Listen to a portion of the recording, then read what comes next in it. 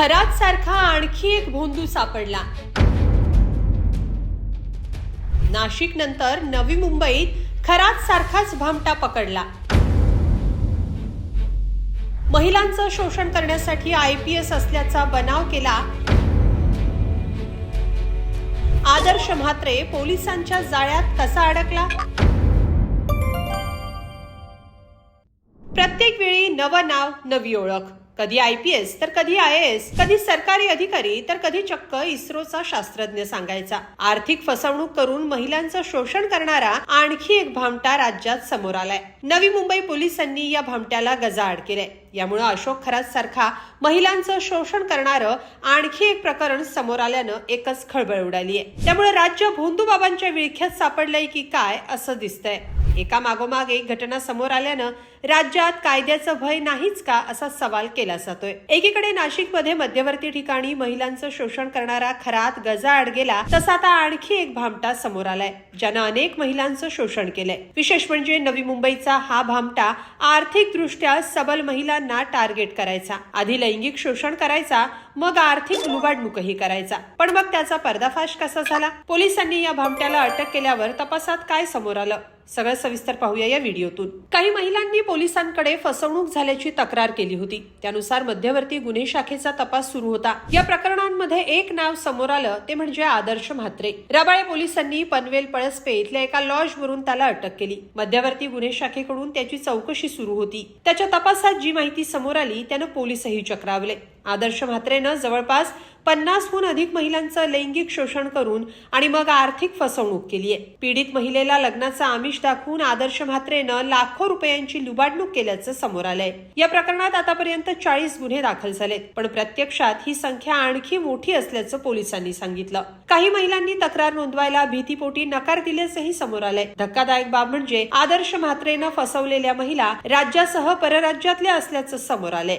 राज्यात ठाणे, नवी मुंबई, पुणे, नागपूर, नांदेड, नाशिकमध्ये तर शेजारच्या कर्नाटकमध्येही आदर्श म्हात्रे विरोधात गुन्हे दाखल आहेत। महिलांना फसवण्याची आदर्श म्हात्रेची मोडस ऑपरेंडी कशी होती तेही तपासात समोर आलंय। आदर्श म्हात्रे मॅट्रिमोनी साईटवरून आर्थिकदृष्ट्या सक्षम असणाऱ्या महिलांना हेरायचा। यात खास करून लग्नाचं वय निघून गेलेल्या महिला, घटस्फोटित, विधवा महिलांना तो टार्गेट करायचा। ज्या महिलांचं वार्षिक पॅकेज हे लाखोंच्या घरात असायचं, त्या महिलांशी लगट करण्यासाठी दरवेळी नवी ओळख बनवायचा।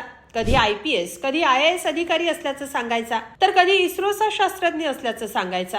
यासाठी वेगवेगळी ओळखपत्रही त्यानं बनवली होती। आलिशान गाड्यांमधून महिलांवर प्रभाव टाकायचा, पंचतारांकित हॉटेलमध्ये न्यायचा आणि मग त्या महिलेला प्रेमाच्या जाळ्यात ओढल्यानंतर लैंगिक शोषण करायचा।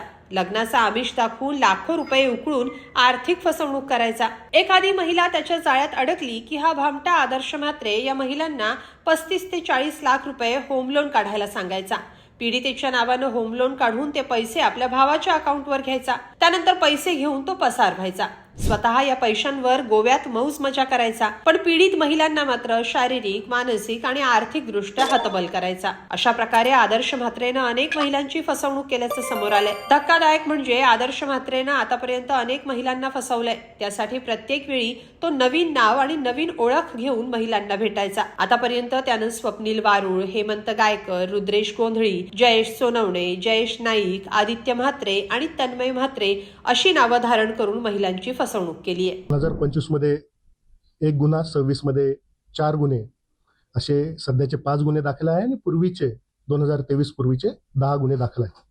त्या सिलेक्ट करण्यासाठी तो पर्टिक्युलरली ज्या महिलांचं बँक अकाउंट ॲक्सिस बँक असेल, HDFC असेल किंवा ICICI असेल, ज्या ठिकाणी इन्स्टंट प्री अप्रूव्ड लोन मिळतं, अशाच महिलांना तो सिलेक्ट करत होता। त्यांच्याशी संपर्क साधून त्यांना वेगवेगळ्या प्रकारच्या फॅन्टसी दाखवून त्यांच्याशी जवळीक तो साधत होता। नाशिकच्या अशोक खरातप्रमाणे आदर्श म्हात्रेचं शिक्षणही 10वी पर्यंतच झालंय, पण महिलांची लुबाडणूक केलेल्या पैशातून तो गोव्यात कॅसिनोमध्ये मौज मजा करायचा अशी माहिती तपासात समोर आली आहे। विशेष म्हणजे आदर्शच्या जाळ्यात अडकणाऱ्या महिला या उच्च शिक्षित आहेत। कुणी इंजिनियर, कुणी डॉक्टर, तर कुणी बँकेत अधिकारी, तर कुणी सरकारी अधिकारी म्हणून कार्यरत आहेत। अशा महिलांना आदर्श म्हात्रेनं फसवलं। या सगळ्याबाबत तुम्हाला काय वाटतं? कमेंटमध्ये नक्की लिहा आणि lokmat.com ला सबस्क्राईब करा। धन्यवाद।